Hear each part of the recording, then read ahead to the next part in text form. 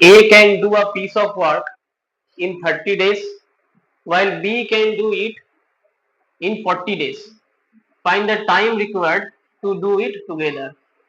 এটা একটা time and ওয়ার্কের অঙ্ক, ঠিক আছে, যেখানে এ হচ্ছে গিয়ে একটা কাজ করতে 30 ডেজ টাইম নিচ্ছে আর বি সেই কাজটাই করতে 40 ডেজ টাইম নিচ্ছে, ঠিক আছে।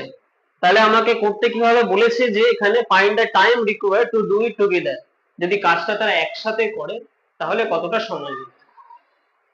তো এটাকে আমরা একটা শর্ট ট্রিকে করব। কি করব না, এ যে টাইমটা নিচ্ছে সেটা হচ্ছে 30 ডেজ আর বি যে টাইমটা নিচ্ছে সেটা হচ্ছে 40 ডেজ।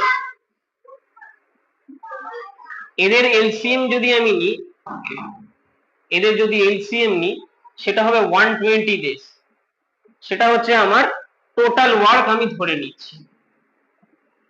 যদি যখন ওরা একসাথে করবে কাজটা সেটা টোটাল ওয়ার্ক হচ্ছে গিয়ে 120 ডেজ, ঠিক আছে। তাহলে এই 120 ডেজ, এই 120 ওয়ার্ককে 30 ডেজে কমপ্লিট করছে কে, এ, আর বি এই 40 ডেজের মধ্যে হচ্ছে টোটাল ওয়ার্ক 120 কে কমপ্লিট করছে। তাহলে পার ডেতে মানে ওয়ার্ক এফিসিয়েন্সি কত হচ্ছে না 120/30, সেটা কত,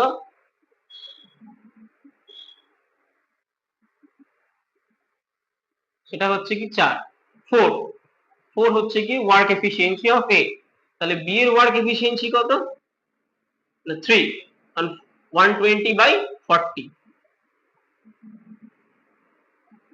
এখন এ আর বি একসাথে ওদের ওয়ার্ক এফিসিয়েন্সি কত টুগেদার, সেটা হচ্ছে 4 + 3 মানে হচ্ছে 7। তাহলে টোটাল ওয়ার্ক হচ্ছে 120। তাহলে এ প্লাস বি যদি একসাথে পুরো কাজটাকে করে মানে 120 ওয়ার্ক একসাথে করে তাহলে ওদের টাইম কত লাগবে না টোটাল ওয়ার্ক 120/7। সেটা কি হবে, এটাকে আমি ডিভাইড করে দেবো।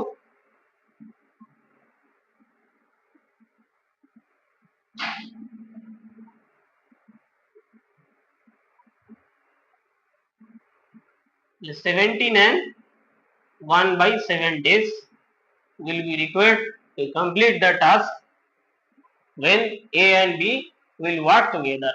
তাহলে অপশন ডি হচ্ছে আমার কারেক্ট অ্যান্সার।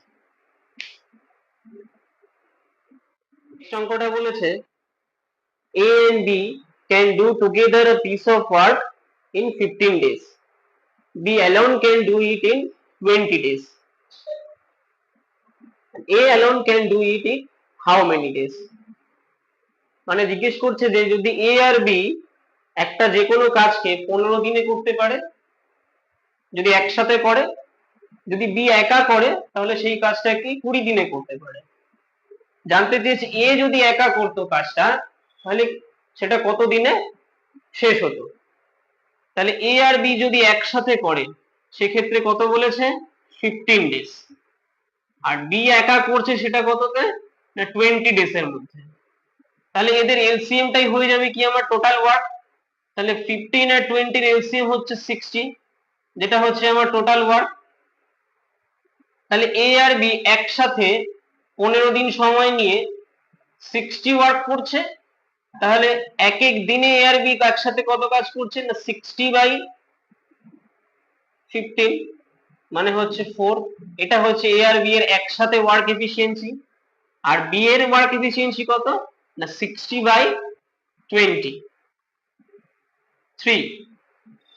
তাহলে কি পাচ্ছি এখান থেকে যে এ আর বি এর ওয়ার্ক এফিসিয়েন্সি মানে একদিনে দুজনে মিলে কাজ করছে কত 4 আর এ বি কত করছে 3।